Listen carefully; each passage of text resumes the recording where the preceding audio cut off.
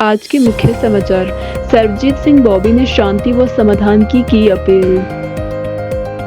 मोदी सरकार ने हिमाचल को दी 601 करोड़ की राहत। एम्स बिलासपुर में स्वास्थ्य सेवाएं होंगी और अधिक उन्नत। मनाली में पुलिस की बड़ी कार्यवाही। लक्कड़ बाजार विवाद पर टीवीसी कमेटी सदस्य हेमा की प्रतिक्रिया। सब्जी मंडी में सब्जियों के दामों में गिरावट। शिमला की लोकल लिफ्ट में बड़ी सैलानियों की आवाजाही। शिमला में मन की बात का सामूहिक श्रवण। अब समाचार विस्तार से। मरीज से मारपीट के विवाद को लेकर ऑलमाइटी ब्लेसिंग के संस्थापक सरबजीत सिंह बॉबी ने शांति व समाधान की अपील करते हुए कहा कि वह व्यक्तिगत स्तर पर हस्तक्षेप कर दोनों पक्षों से बातचीत करेंगे ताकि मामले का शांतिपूर्ण निपटारा किया जा सके। उन्होंने कहा कि इस विवाद के चलते आम जनता और इलाज को आए मरीजों पर प्रतिकूल प्रभाव पड़ रहा है, जो किसी भी स्थिति में स्वीकार्य नहीं है। सरबजीत सिंह बॉबी ने बताया कि इस घटना के कारण लाखों मरीज अप्रत्यक्ष रूप से प्रभावित हो रहे हैं और स्वास्थ्य सेवाओं में बाधा उत्पन्न हो रही है। मरीजों की भलाई सर्वोपरि है। स्वास्थ्य सुविधाएं बाधित होना बेहद चिंताजनक है। मैं दोनों पक्षों से नहीं मिला, जब से ये सारा कुछ हुआ मैं नहीं मिला, लेकिन पिछले 2 दिनों से मैं उन हजारों लोगों से मिल चुका हूँ जो वहाँ आईजीएमसी में पीड़ित हैं और अब तो पूरे प्रदेश में पीड़ित होने शुरू हो गए। मैं आग्रह करूंगा, हम बैठते हैं, अर्जुन को भी बिठाते हैं, डॉक्टर नरूला को भी बिठाते हैं और बाकी कोई भी ना बैठे, मैं बीच में बैठने के लिए तैयार हूँ। मैं डॉक्टर नरूला से हाथ जोड़कर, अगर वो कहेंगे तो मैं अभी ये टेबल हटाकर यहीं माफ़ी मांगने के लिए तैयार हूँ कि आप माफ़ कर दो अर्जुन को, और अर्जुन को भी कहूँगा कि तू भी डॉक्टर साहब को माफ़ कर दे। और उसके बाद हम चलते हैं माननीय मुख्यमंत्री हिमाचल के पास, चाहे तो आज शाम को या कल सुबह 11 बजे। इस सारे मसले को जल्द से जल्द कल की तारीख में सुलझाएं ताकि स्वास्थ्य सेवाएं सुचारू रूप से दोबारा से शुरू हो जाएं। भगवान का जो ये दायित्व है मिला है डॉक्टर्स को, उनकी इज्जत बरकरार है। हो सकता है कुछ लोग आईजीएमसी के उस एपिसोड के बाद इस बात से आहत हैं कि उनको बहुत ट्रोल किया जा रहा है, स्क्रॉल किया जा रहा है, उनके ऊपर मीम्स बन रहे हैं। तो मैं उन लोगों से भी आग्रह करूंगा, डॉक्टर का काम तो डॉक्टर ही करेगा। एक की गलती का खामियाजा सारे डॉक्टर्स को मत दें, सबके जोक्स बनाने बंद कर दें। और डॉक्टर से भी साथ के साथ आग्रह करूंगा कि इस हड़ताल को जल्दी से जल्दी ख़त्म करें। मैं बीच में बैठने के लिए तैयार हूं, अगर वो चाहें तो कल हम इस मसले को ख़त्म कर सकते हैं। सुबह 11 बजे मुख्यमंत्री निवास चलते हैं, दोनों पक्षों के 5-5 लोग और दोनों पीड़ितों को लेकर, ताकि इस मसले को ख़त्म किया जाए और डॉक्टर साहब के भी फ्यूचर के बारे में सोचा जाए। 7-8 साल का समय लगता है एक डॉक्टर को डॉक्टर बनने के लिए, और शायद अगर वो आगे और स्टडीज़ करेगा तो 10-12 साल उसके कैरियर को तुरंत प्रभाव से ख़त्म ना करें। ये प्रदेश हित में है। बहुत सारे लोग सरकार को दोष दे रहे हैं इस सारे के बीच में, तो सरकार को भी इसके बीच में इंटरवीन करना चाहिए, बैठना चाहिए और इस मसले को ख़त्म करना चाहिए। मैं आरटीए को और जो डॉक्टर्स की एक और संस्था है सेमिकोट को आग्रह करूंगा कि वो फिराक दिली करें और हड़ताल को तुरंत प्रभाव से ख़त्म करें। कि आईजीएमसी में ऐसा तो है नहीं कि सब गंगा जल से धुले हुए डॉक्टर्स होंगे, बहुत सारे गलत भी होंगे, लेकिन वो 10% होंगे।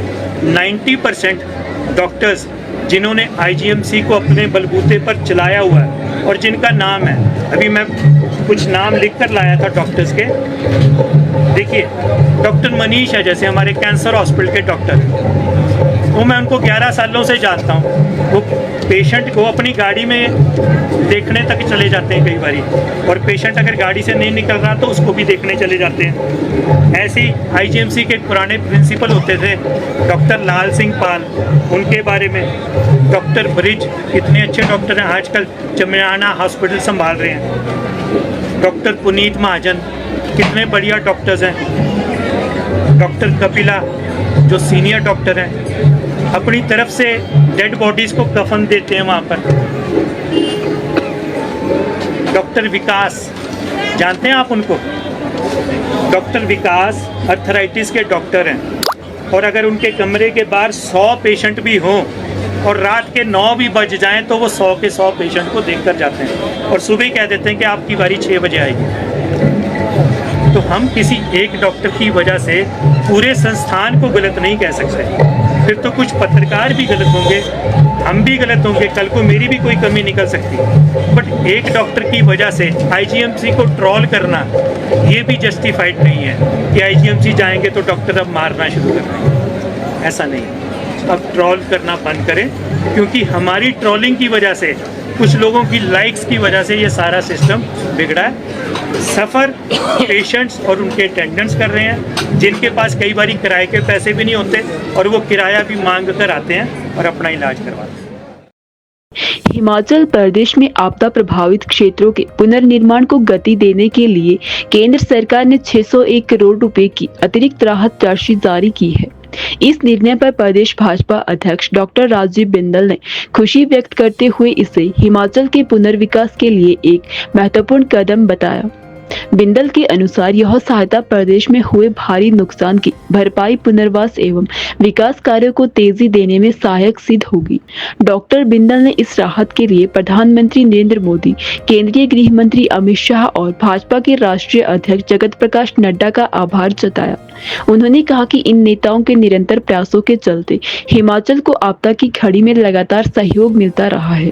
प्रदेश भाजपा अध्यक्ष ने उम्मीद जताई कि राज्य सरकार इस धनराशि का प्रयोग पारदर्शिता और तेजी से करेगी ताकि प्रभावित लोगों को शीघ्र राहत मिल सके और पुनर्विकास कार्य समय पर पूरे हो। उन्होंने कहा कि भाजपा आपदा पीड़ितों के साथ खड़ी है और केंद्र सरकार का यह सहयोग हिमाचल के लिए संबल साबित होगा। आज बहुत ही हर्ष का दिन है जब केंद्र की श्री नरेंद्र भाई मोदी सरकार ने हिमाचल प्रदेश के आपदा पीड़ित भाई बहनों के लिए हिमाचल प्रदेश में आपदा के कारण आए भारी नुकसान की भरपाई के लिए 601 करोड़ रुपए की राशि प्रदेश की सरकार को प्रेषित की है। हमें धन्यवाद करना है देश के यशस्वी प्रधानमंत्री श्री नरेंद्र भाई मोदी जी का, केंद्रीय गृह मंत्री श्री अमित भाई शाह जी का, भारतीय जनता पार्टी के राष्ट्रीय अध्यक्ष श्री जगत प्रकाश नड्डा जी का, जिन के विशिष्ट प्रयासों से आज हिमाचल प्रदेश के और उस आपदा प्रभावित क्षेत्रों के अंदर विकास कार्यों को और तेज गति से आगे बढ़ाने के लिए 601 करोड़ रुपए की राशि प्रदेश की सरकार को माननीय मोदी जी द्वारा दी गई है। इससे पूर्व ज्ञात रहे कि एक एक तिथि का वर्णन करते हुए माननीय जगत प्रकाश नड्डा जी ने जो राशियां आपदा के संबंध में प्रदेश सरकार को दी गई उनका वर्णन किया और कुल मिलाकर लगभग 5,300 करोड़ रुपए की राशियां प्रदेश की सरकार को आपदा के नाते मिली हैं। और अब हम ये आशा और अपेक्षा करते हैं कि वो प्रभावित जन, उनकी सेवा तुरंत प्रदेश की सरकार करेगी। अखिल भारतीय आयुर्विज्ञान संस्थान बिलासपुर में मरीजों को बेहतर स्वास्थ्य सुविधाएं उपलब्ध करवाने के लिए आधुनिक तकनीक को तेजी से अपनाया जा रहा है। इसी क्रम में संस्थान के multi speciality major operation theatre को अत्याधुनिक बनाने की दिशा में एक बड़ा कदम उठाया गया है। जल्द ही यहां रेडियो फ्रीक्वेंसी जनरेटर स्थापित किया जाएगा, जिससे जटिल सर्जरी पहले की तुलना में अधिक सटीक, सुरक्षित और कम जोखिम वाली होगी। नए उपकरण के आने से न केवल ऑपरेशन के समय रक्तस्राव में कमी आएगी, बल्कि सर्जरी का समय भी घटेगा और मरीजों की रिकवरी प्रक्रिया भी तेज होगी। जटिल व लंबे ऑपरेशनों में यह तकनीक विशेष रूप से प्रभावी साबित होंगे। यह उपकरण वेसल सीलिंग और बाइपोलर रिसेक्शन जैसी हाईटेक सर्जिकल प्रक्रियाओं में अहम भूमिका निभाएगी। यह रक्त वाहिकाओं को तुरंत और प्रभावी ढंग से सील कर रक्तस्राव को कम करेगा और पेट, प्रोस्टेट, गर्भाशय, मूत्र तंत्र और अन्य जटिल सर्जरी में उपयोगी होगी। आसपास के स्वस्थ ऊतकों को कम नुकसान, संक्रमण और जटिलताओं की आशंका कम होगी। पुनः सर्जरी की संभावना न्यूनतम रहेगी। टेंडर स्पेसिफिकेशन के मुताबिक यह उपकरण विशेष रूप से मल्टी स्पेशलिटी मेजर ओटी के लिए प्रस्तावित है, जो दर्शाता है कि तकनीक बड़े एवं जटिल ऑपरेशनों के लिए लाई जा रही है, न कि किसी सामान्य या डे केयर ओटी के लिए। नॉन स्टिक तकनीक के कारण उपकरण ऊतकों से नहीं चिपकेंगे, जिससे घाव जल्दी भरेगी और मरीजों को कम दर्द का सामना करना पड़ेगा। रेडियो फ्रीक्वेंसी जनरेटर में लीकेज करंट को न्यूनतम स्तर पर नियंत्रित करने की क्षमता होगी। इसके साथ ही इम्पीडेंस सेंस तकनीक भी मौजूद रहेंगी, जो ऊतकों के प्रतिरोध के अनुसार ऊर्जा को स्वचालित रूप से संतुलित कर देगी। इससे बिजली के झटके या ऊतकों के अनावश्यक नुकसान का खतरा कम होगा और सर्जरी अधिक सुरक्षित बनेगी। पर्यटन नगरी मनाली में पुलिस ने देह व्यापार से जुड़े एक और गिरोह का भंडाफोड़ करते हुए 2 युवकों को गिरफ्तार किया है, जबकि 4 लड़कियों को रेस्क्यू कर सुरक्षित जगह शिफ्ट किया गया है। थाना प्रभारी मनीष शर्मा इस पूरे मामले की जांच कर रहे हैं और आरोपियों से पूछताछ जारी है। पुलिस के अनुसार मॉल रोड और बाहणु पुल क्षेत्र में संदिग्ध गतिविधियों पर निगरानी रखी जा रही थी। बाहणु पुल के पास जाल बिछाकर 2 युवकों को पकड़ा गया, जिनकी पहचान 22 वर्षीय निकी परमार उर्फ योगी और धर्मेंद्र सोलंकी के रूप में हुई है। दोनों मध्य प्रदेश के ग्वालियर से संबंध रखते हैं। पुलिस का कहना है कि रेस्क्यू की गई लड़कियों को जबरन इस धंधे में धकेले जाने की आशंका है और उनके बयान के आधार पर आगे की कार्यवाही की जा रही है। डीएसपी केडी शर्मा ने बताया कि अभियान के तहत अब तक कई गिरोहों के सदस्य पकड़े जा चुके हैं और यह कार्यवाही लगातार जारी रहेगी। पर्यटन सीजन में बाहरी राज्यों से ऐसे नेटवर्क के सक्रिय होने की संभावना को देखते हुए पुलिस ने विशेष अभियान चलाया है। पिछले सप्ताह भी पुलिस ने एक अन्य गिरोह का पर्दाफाश कर 4 लोगों को गिरफ्तार किया था, जो इस समय न्यायिक हिरासत में है।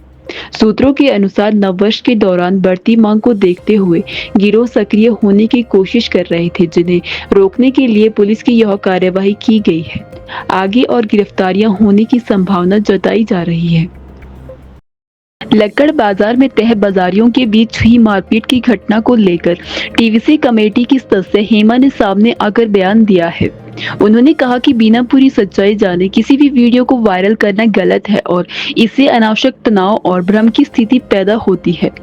हेमा के अनुसार यह मामला एक आपसी कहासुनी और सामान्य विवाद से जुड़ा था, जो छोटी सी बात को लेकर बीच में हुई बहस के दौरान हुआ। उन्होंने कहा कि इस तरह की बातें अक्सर लोगों के बीच होती रहती है और इसे जरूरत से ज्यादा बढ़ा चढ़ाकर प्रस्तुत करना ठीक नहीं है। उन्होंने इस बात पर भी आपत्ति जताई कि वायरल किए गए वीडियो में समय, परिस्थितियां और तथ्य सही तरीके से स्पष्ट नहीं किए गए हैं, जबकि वीडियो साझा करने वालों ने गलत धारणा पैदा करने की कोशिश की है। उन्होंने कहा कि यह मुद्दा सिर्फ एक आपसी झगड़ा था, इसे कारोबार या बाजार की छवि से जोड़ना बिल्कुल उचित नहीं है। जिस तरह से वीडियो फैलाए गए और बातें लिखी गई, वह स्थिति को बिगाड़ने वाला कदम है। यह मामला वहीं खत्म हो चुका था और इसे बेवजह तुल नहीं दिया जाना चाहिए। उन्होंने लोगों से अपील की है कि किसी भी घटना या विवाद को सोशल मीडिया पर वायरल करने से पहले तथ्यों की पुष्टि जरूरी है, ताकि अफवाहें फैलाने और बाजार के माहौल पर असर पड़ने से बचा जा सके। मेरा नाम हेमा है और मैं साथ ही साथ टीवीसी कमेटी की मेंबर भी हूँ। हल्की फुल्की लड़ाई कहीं पर भी है, लेकिन एक सिंपल से झगड़े को, हमारी आंखों पूरी नोक झोंक को तय बाजारी का पूरी तरीके से नाम देना कि तय बाजारी का नाम खराब करना, ये गलत चीज़ है मैम। गलत वीडियो बनी है ये कि हम लोगों की होती रहती है मैम। नॉर्मली जैसे नॉर्मल बहस बसाई को इतना बड़ा चढ़ा कि तय बाजारी आपस में लड़ रहे, तो ऐसा कुछ नहीं है मैम कि तय बाजारी आपस में लड़ रहे थे। वो हमारी नॉर्मल सी किसी बात में हुई थी, अदरवाइज ऐसा कुछ नहीं था। हमारी एक छोटी सी जो नोक झोंक को इतना बड़ा नाम देना कि बहुत बड़ी लड़ाई झगड़ा था या तय बाजारी मॉल खराब कर रहे, आए दिन लड़ाई झगड़े होते हैं मैम। वो सिंपल सा लड़ाई झगड़ा था, कोई बहुत बड़ी लड़ाई और या तो सामान को लेके या तय बाजारी को लेके, हमारे उस पर्पस में कोई हमारी लड़ाई नहीं थी। हमारी नॉर्मल सी बात की लड़ाई थी। जो ये वीडियो वायरल करी है कि तय बाजारी आपस में झगड़ रहे, ऐसा कुछ भी नहीं था मैम। जिस तरीके से वीडियो बनाई जा रही है मैम, बिना पूरी बात को जाने और अपनी मर्जी से इस तरीके से वीडियो बनाना कि तय बाजारी, बिना बात जाने कि तय बाजारी के साथ वीडियो बना के जोड़ देना कि तय बाजारी आपस में लड़े, तो ये चीज़ भी गलत है। इस मुद्दे को जैसे मैंने पहले भी बोला, हमारी छोटी मोटी नोकझोंक को हमारे बिजनेस या तय बाजारी के रूप में उसको जोड़ के ऐसे वीडियो ना बनाई जाए मैम, क्योंकि वो तय बाजारी की कोई लड़ाई झगड़ा नहीं था। जिस तरीके से जोड़ के वीडियो बनाएंगे, ये वीडियो बनाना गलत है मैम। शिमला के लोअर बाजार स्थित सब्जी मंडी में इन दिनों सब्जियों के दामों में आई गिरावट ने आम जनता को बड़ी राहत दी है।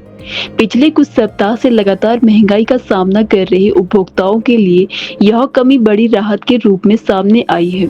स्थानीय मंडी में होने वाली खरीदारी में अब तेजी देखी जा रही है और लोगों की आवाजाही भी पहले की तुलना में अधिक दिखाई दे रही है। मंडी में दुकान लगाने वाले सब्जी विक्रेताओं का कहना है कि बीते दिनों सब्जियों की सप्लाई पर मौसम का सीधा प्रभाव पड़ रहा था, जिसके चलते दामों में तेजी देखने को मिली थी।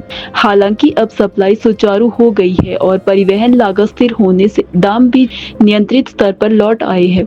विक्रेताओं के अनुसार मौसम अनुकूल रहने और खेतों से सीधी सब्जियों की आवक बढ़ने से बाजार में पर्याप्त स्टॉक उपलब्ध है, जिसका सीधा असर कीमतों में कमी के रूप में दिख रहा है। ग्राहकों ने भी राहत की सांस ली है। उनका कहना है कि लंबे समय बाद सब्जियों के दाम सामान्य सीमा में आए हैं, जिससे घर का बजट संभालना आसान हुआ है। एक स्थानीय उपभोक्ता के अनुसार पिछले महीने की तुलना में अभी कम कीमतों में अच्छी क्वालिटी की सब्जियां मिल रही है। उम्मीद है कि यह स्थिति बनी रहेगी।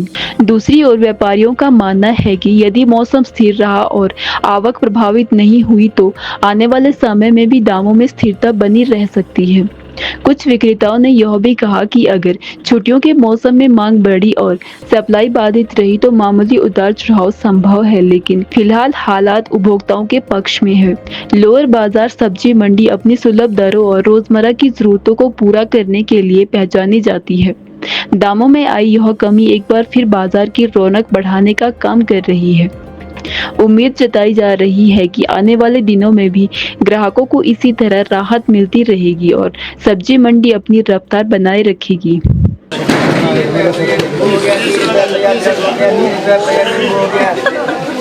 आलू हो गया, फिर भी आलू हो गया, फिर भी आलू हो गया, फिर भी आलू 20 रुपये पे अदरक हो गया, 20 रुपये पे नींबू हो गया, भी आलू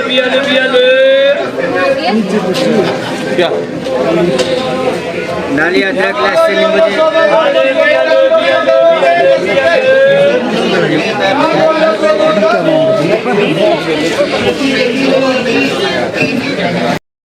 हिमाचल प्रदेश की राजधानी शिमला में सैलानियों की आमद चरम पर पहुंच गई है। खासकर लोकल लिफ्ट में इन दिनों पर्यटकों की भारी भीड़ देखने को मिल रही है, जहां दिन भर लंबी कतारें लगी रहती है। मॉल रोड और रिज मैदान तक पहुंचने के लिए यह लिफ्ट पर्यटकों की पहली पसंद बनी हुई है। ठंड के बीच शिमला का विंटर कार्निवल, नए साल का उत्साह और मौसम की खुशनुमा ठंडक सैलानियों को अपनी ओर खींच रही है। देश के अलग अलग राज्यों से आए पर्यटक शिमला की खूबसूरती, हिमालयी नज़ारों और सर्द मौसम का आनंद लेने के लिए यहां बड़ी संख्या में पहुंच रहे हैं। कई सैलानियों का कहना है कि शिमला की सर्दी, शहर की ऊंचाई से दिखाई देने वाले बर्फीले दृश्य और विंटर कार्निवल में हो रहे सांस्कृतिक कार्यक्रम उन्हें विशेष आकर्षित कर रहे हैं। बच्चों से लेकर बुजुर्गों तक हर कोई लोकल लिफ्ट के जरिए मॉल रोड पहुंचकर पर्यटन स्थलों का लुत्फ उठा रहे हैं। शहर में चल रहे विंटर कार्निवल ने शिमला की सड़कों पर रौनक बढ़ा दी है। स्थानीय कलाकारों की प्रस्तुतियां, हिमाचली लोक नृत्य, क्राफ्ट प्रदर्शनी और पारंपरिक व्यंजनों के स्टॉल पर्यटकों को शिमला की संस्कृति से रूबरू करवा रहे हैं। नए साल के स्वागत को लेकर रिज मैदान पर विशेष कार्यक्रमों की तैयारी भी जोर शोर से चल रही है। पर्यटकों की बढ़ती भीड़ का लाभ पर्यटन कारोबार को भी मिल रहा है। होटलों की बुकिंग में तेजी आई है, रेस्टोरेंट और कैफे लोगों से भरे हुए हैं। वहीं टैक्सी सेवाएं और स्थानीय दुकानों पर भी अच्छी आमदनी हो रही है। कारोबारियों का कहना है कि बीते कुछ समय से सर्दी और ऑफ सीजन के चलते ग्राहक कम थे, लेकिन अब हालात पहले से काफी बेहतर हुए हैं। पर्यटकों की बढ़ती संख्या से लोकल लिफ्ट पर दबाव साफ देखा जा सकता है। लंबी कतारें बनने के कारण कई लोग इंतजार में समय बिताने को मजबूर है। कुछ पर्यटकों का कहना है कि भीड़ को देखते हुए अतिरिक्त स्टाफ और बेहतर प्रबंधन की जरूरत है, ताकि पर्यटन अनुभव और अधिक सुविधाजनक हो सके। इसके बावजूद उत्साह में कोई कमी कमी नहीं दिख रही है और पर्यटक रोमांच के साथ स्थानीय स्थलों का आनंद ले रहे हैं। शिमला शहरी विधानसभा क्षेत्र के इंजनघर वार्ड में आज प्रधानमंत्री नरेंद्र मोदी के लोकप्रिय रेडियो कार्यक्रम मन की बात का सामूहिक श्रवण आयोजन किया गया। यह कार्यक्रम भाजपा संजौली मंडल महिला मोर्चा की अध्यक्षा श्रीमती संगीता सूद के निवास स्थान पर संपन्न हुआ, जहां स्थानीय कार्यकर्ता और वार्ड स्तर के पदाधिकारी बड़ी संख्या में उपस्थित रहे।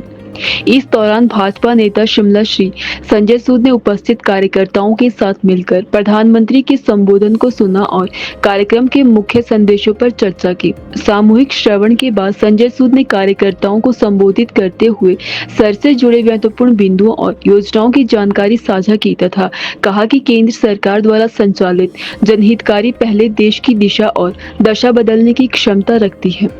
उन्होंने कार्यकर्ताओं से अपील की कि वे इन योजनाओं की जानकारी आम जनता तक पहुंचाएं ताकि अधिकतम लोग लाभान्वित हो सके। इस अवसर पर उपस्थित कार्यकर्ताओं ने भी प्रधानमंत्री द्वारा राष्ट्र के विकास, सामाजिक जिम्मेदारी और जन भागीदारी पर दिए गए संदेशों को प्रेरणादायी बताया तथा संगठनात्मक मजबूती के साथ आगे बढ़ने का संकल्प लिया।